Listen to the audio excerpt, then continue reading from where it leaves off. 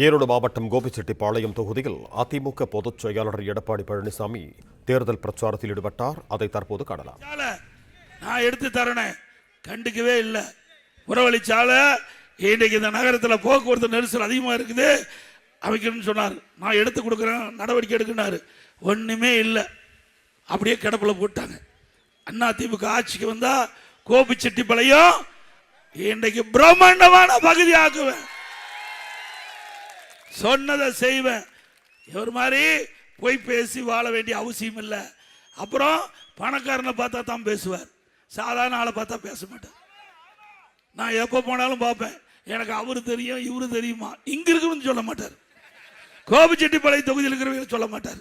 எனக்கு கோயம்புத்தூர்ல அந்த பணக்காரன், திருப்பூர்ல அந்த பணக்காரன் அப்படின்னு தான் சொல்லுவார். ஆனா இவர் ஓட்டு போட்டு தேர்ந்தெடுத்த மக்கள் ஓட்டுக்காக கஷ்டப்பட்ட பொறுப்பாளரை பத்தி வாயே திறக்க மாட்டார். திறந்திருக்காரா? ஒரு நாளாவது உங்களை புகழ்ந்து பேசியிருக்காரா? என்னுடைய பகுதியில் கட்சிக்காக உழைக்கின்றவங்க பல முறை சேர்மன் ஆகியிருக்காங்க. நான் தலையிடுறதே கிடையாது. ஒரு கவுன்சிலர் கூட நான் தலையிட மாட்டேன், அவகிட்டே ஒப்படைச்சிருவேன். ஒன்றிச்சால் நகரச்சால் அவையிலே ஒப்படைச்சிருவேன். நீங்களே பாருங்க, இது உங்க கட்சி, இது உங்களுடைய கட்சி. எனக்கு பொதுச்செயலாளர் பதவி கொடுத்துருக்காங்க, என்னுடைய பதவியை நான் பார்க்குறேன். ஒன்றிச்சா பதவி ஒன்றிச்சா பாருங்க, நகரச்செயலாளர் நகரச்செயலாளர் பாருங்க, பேரூராட்சியாளர் பேரூராட்சி, மாவட்ட சார்பணி பொறுப்பாளர் அவருடைய பதவி பாருங்க அப்படின்னு சுதந்திரமாக விட்டுக்கிறேன். அது மட்டும் இல்லை, எங்களுடைய சேலம் மாவட்டம் முழுவதும் 11 இடம் 10 இடத்துல நான் ஜெயிச்சு கொடுத்தேன். முன்னால அந்தியூர் கொடுத்தேன், அந்தியூர் இவர் ரெக்கமெண்டேஷன் தான் கொடுத்தேன். 1000 ஓட்டில் தோத்து போயிட்டாங்க. போய் பார்த்தியா, ஓட்டு கேட்டியா? ஏன்னா நீ போனவே இருக்கிற ஓட்டு போயிடும். நீ போய் தலை காட்டினாவே போடுற ஓட்டு போட மாட்டாங்க. அப்படி ஈரோட்டில் நான் தான் சூறப்புளிக்கிறேன். ஈரோட்டில் இந்த மாவட்டத்தில் நீங்கள் தானே அதிக நாள் மந்திரியா இருந்தீங்க. எத்தனை தொகுதி கடந்த முறை ஜெயிச்சு கொடுத்தீங்க? எத்தனை தொகுதி ஜெயிச்சு கொடுத்த நீ? இன்னைக்கு அங்கே டவுனில் எல்லாமே அவுட்டு. சிந்திச்சு பாருங்க. இதே அதிமுக எங்களுடைய சேலம் மாவட்டம் 11 தொகுதியில் 10 தொகுதி 2021ஆம் ஆண்டு ஜெயிச்சு கொடுத்தோம். இப்ப சொல்றேன், எப்போதும் 2026 அதிமுக 11க்கு 10 இடத்துல நான் ஜெயிக்கிறோம்.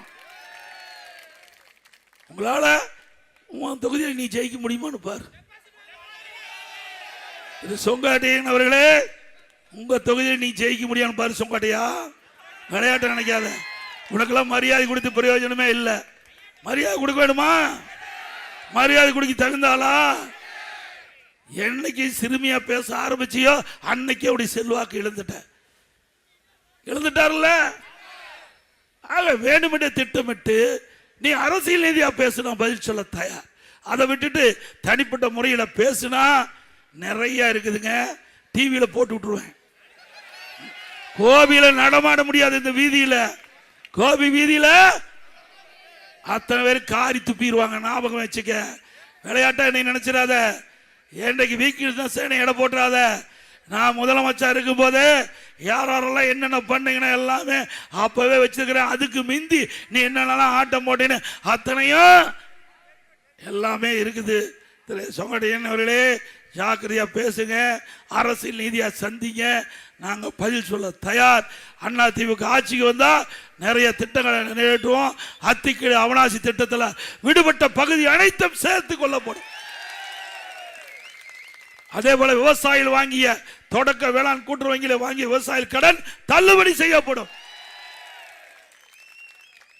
நிறைய திட்டங்களை நிறைவேற்றுகிறோம். மீண்டும் அம்மா ஆட்சி வளர்ந்தவுடன் தேவையான திட்டங்களை நிறைவேற்றுவோம். நீங்க எப்ப வேணாலும் நேரடியாக நீ பார்க்கலாம். எப்பொழுதும் என்னை நேரடியாக பார்க்கலாம். ஆக அதிமுக என்பது ஒரு வலிமையான இயக்கம், ஒரு நம்முடைய கூட்டணி வலிமையான கூட்டணி. அதிமுக, பாரதிய ஜனதா, பாட்டாளி மக்கள் கட்சி, அம்மா மக்கள் முன்னேற்ற கழகம், ஐஜேகே, அதே மாதிரி நம்முடைய வாசன் அவருடைய அமைப்பு, இப்படி பல கட்சிகள் ஒன்றாக சேர்ந்து இந்த தேர்தலை சந்திக்கிறோம். இந்த தேர்தல் மிக மிக முக்கியமான தேர்தல். இதில் பல கோரிக்கை கொடுத்துருக்குறீங்க. விவசாயிகளுக்கு நெல் கொள்முதல் நிலையங்கள் வேணும் கேட்டுருக்கிறீங்க. அதை ட்ரெய்லர் மூலமாக அமைச்சு கொடுக்கப்படும். கோவை கிரிப்பெல்லாம் ஓடை தூர்வாரி கழிவுநீர் சுத்தமாக அது சுத்தகரிக்கணும், அதை செஞ்சு கொடுக்கப்படும். ஈரோடு நம்முடைய கோபிச்செட்டிப்பாளையத்தில் இருக்கிற மருத்துவமனை சிறந்த மருத்துவமனையாக மாற்றி கொடுக்கும். அனைத்து வசதியும் கூடிய மருத்துவமனையாக ஆற்றி கொடுக்கப்படும். இந்த கோபி சட்டமன்ற தொகுதி நிச்சயமாக என்னுடைய எடப்பாடி சட்டமன்ற தொகுதியோட கூடுதலான வசதி நாங்கள் செய்து கொடுப்போம். இன்றைய தினம் 297 அறிவிப்புகள் நாங்கள் வெளியிட்டிருக்கிறோம்.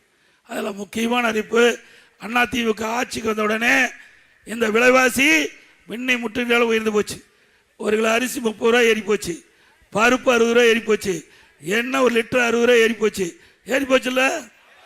அதை பற்றி இந்த அரசாங்கம் சிந்திச்சுதா? விலை குறைக்க எந்த நடவடிக்கை எடுக்கல. அதிமுக அரசாங்கம் தான் விலை குறைப்பதற்குண்டான நடவடிக்கை எடுப்போம். அதே போல கட்டுமான பொருட்கள் இன்றைக்கு ஜல்லி விலை, எம்சாண்டு எல்லா விலை ஏறி போச்சு, சிமெண்ட் விலை ஏறி போச்சு, கம்பி விலை ஏறி போச்சு, செங்கல் விலை ஏறி போச்சு, மரம் 200% ஏறி போச்சு.